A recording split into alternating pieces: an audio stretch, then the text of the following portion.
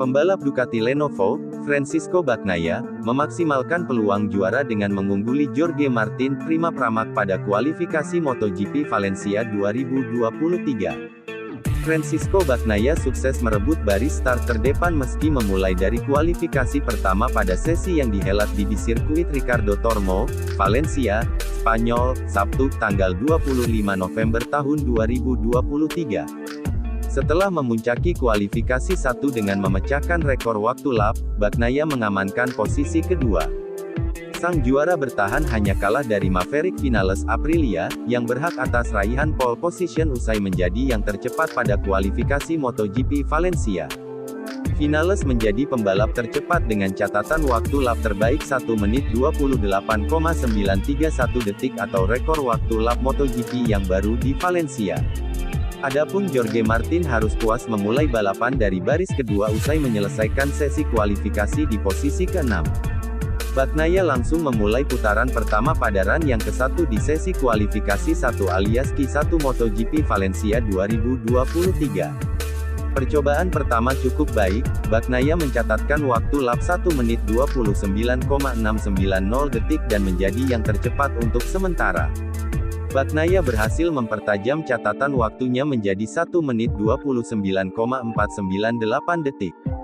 Pembalap Gresini Racing, Alex Marquez yang melaju tepat di belakang Nuvola Rosa berhasil menorehkan waktu lebih baik. Alex Marquez menggusur Bagnaia di posisi teratas dengan raihan 1 menit 29,483 detik. Hingga run pertama berakhir, Alex Marquez dan Bagnaia berada di zona kelolosan ke Q2 yang memperebutkan pole position. Saat para pembalap kembali masuk ke lintasan, Bagnaia berhasil mempertajam catatan waktunya pada 5 menit terakhir. Bagnaia mencetak waktu 1 menit 29,185 detik sebelum mematahkan rekor lap tercepat dengan 1 menit 29,054 detik. Sudah kembali ke garasi sebelum sesi Q1 berakhir, Bagnaia maju ke Q2 bersama Alex Marquez yang berada di posisi kedua. Sesi Q2 dimulai, kali ini Jorge Martin tak lagi di belakang Bagnaia saat keluar dari pit melainkan di belakang Marc Marquez Repsol Honda. Maverick Vinales yang lebih dulu mencetak waktu tercepat pada percobaan putaran pertama dengan 1 menit 29,554 detik. Tak berlangsung lama, posisi teratas digusur pembalap Red Bull KTM, Brad Binder yang berhasil mengungguli lewat 1 menit 29,171 detik. Adapun Bagnaia masih belum bisa mencetak catatan waktunya pada run pertamanya. Sementara Martin langsung berhasil menjadi yang tercepat kedua yang hanya lebih pelan 0,011 detik dari Brad Binder dengan mendapatkan draft dari Marquez. Memasuki run kedua, Bagnaia langsung menunjukkan tajinya dengan mengkudeta posisi Binder usai meraih waktu lap 1 menit 29,167 detik. Tersisa 4 menit terakhir, sesi makin memanas ketika Martin masih belum bisa menggeser Bagnaia dari posisi pole. Sebaliknya Bagnaia yang berhasil membuktikan kualitasnya dengan mempertajam catatan waktunya menjadi 1 menit 29,023 detik. Martin sendiri terlihat kurang meyakinkan. Penampilannya bahkan hampir saja berakhir lebih cepat karena nyaris bertabrakan dengan Marc Marquez saat melebar di tikungan. Saat sorotan tertuju kepada Martin dan Bagnaia, Vinales justru mencuri perhatian dengan mematahkan rekor lap lagi dengan 1 menit 28,931 detik. Kembali ke persaingan gelar, sementara Bagnaia lagi-lagi tidak memakai kesempatan terakhir, Martin mencoba 2 kali lagi untuk merangsek ke posisi yang lebih baik. Apes, momen melewati batas trek serta hampir terjatuh karena menginjak curb membuatnya gagal mempertajam waktu lap.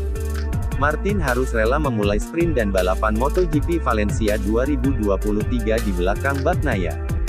Kami melihatmu tumbuh dan langkah yang kamu ambil ini juga adalah momen yang penting juga bagi kami sebagai sebuah tim, ucap tim VR46. Tak sampai di situ, tim VR46 menyebut kenangan Marini dengan nomor motor 10 akan abadi dalam ingatan mereka. Mereka bahkan menyebut Marini sebagai Il Nostro 10 alias, nomor 10 kami, sebagai perwujudan besarnya penghormatan mereka terhadap kiprah Marini selama ini. 2 bulan lalu kami menyiapkan video yang mengatakan bahwa nomor 10 bagi kami dan juga MotoGP hanya ada satu hal dan itu tidak akan berubah. Marc Marquez menegaskan bahwa taktik Jorge Martin untuk menyulitkan Francisco Bagnaia, sesuai peraturan, meski kritikus menganggapnya tidak sportif. Martin mengikuti Bagnaia selama latihan Jumat di MotoGP Valencia, mengganggu Davide Tardozzi dari Ducati dan akhirnya mengirim juara bertahan ke Q1 pada hari Sabtu. Marc Marquez menegaskan bahwa taktik Jorge Martin untuk menyulitkan Francisco Bagnaia, sesuai peraturan, meski kritikus menganggapnya tidak sportif. Martin mengikuti Bagnaia selama latihan Jumat di MotoGP Valencia, mengganggu Davide Tardozzi dari Ducati dan akhirnya mengirim juara bertahan ke Q1 pada hari Sabtu. Marquez, yang tidak asing dengan main games dan taktik kontroversial selama sesi latihan, mengatakan kepada Marca, "Oleh untuk Martin dan itu saja. Itu sesuai aturan, itu dalam batas." Beberapa orang akan berkata, "Tidak, ini tidak sportif. Untuk memenangkan kejuaraan, Anda harus mencari nafkah, apapun yang terjadi." Dan Martin, akhir pekan ini, tertinggal. Apa yang harus dia lakukan adalah mencoba menggoyahkan Pecco dengan cara apapun yang dia bisa, dalam batasan dan regulasi, dan itulah yang telah dia lakukan.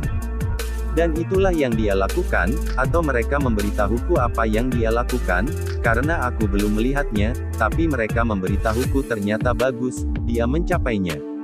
Besok Pecco ada pekerjaan ekstra. Dalam balapan, dia harus melakukan hal yang sama. Kita lihat saja bagaimana dia menanganinya, tapi pada akhirnya, ini adalah balap motor. Ada yang menyukainya, ada pula yang tidak menyukainya. Pekan terakhirnya sebagai pembalap Repsol Honda sebelum bergabung dengan Gresini Ducati pada 2024. Dia menjadi yang tercepat ke-7 pada hari Jumat, suatu prestasi yang mengesankan mengingat motornya di bawah standar podium. Kalau besok pagi lombanya ya, renungnya. Dan dengan kecepatan yang kita lihat sore ini, 5 besar mungkin saja terjadi. Tetapi saya memperkirakan besok semua orang akan mulai bergerak lebih cepat. Misalnya, pada latihan bebas pertama, perbedaannya dengan latihan bebas lainnya sangat besar. Kemudian keadaan menjadi lebih ketat dan besok, bahkan lebih ketat lagi, karena para pembalap sudah mencapai batasnya. Saya selalu memiliki kemampuan untuk mencapai batas dengan sangat cepat dan itulah yang saya lakukan pada latihan bebas pertama dan dalam latihan, sejak awal, tetapi kemudian saya bertahan di sana. Semuanya akan tergantung pada hasil sesi kualifikasi. Jika kami memiliki Q2 yang bagus dan mempertahankan kecepatan dan intensitas yang kami pertahankan hari ini, serta kepercayaan diri, kami akan melihat apakah kami dapat mencapai hasil yang lebih baik dibandingkan balapan sebelumnya.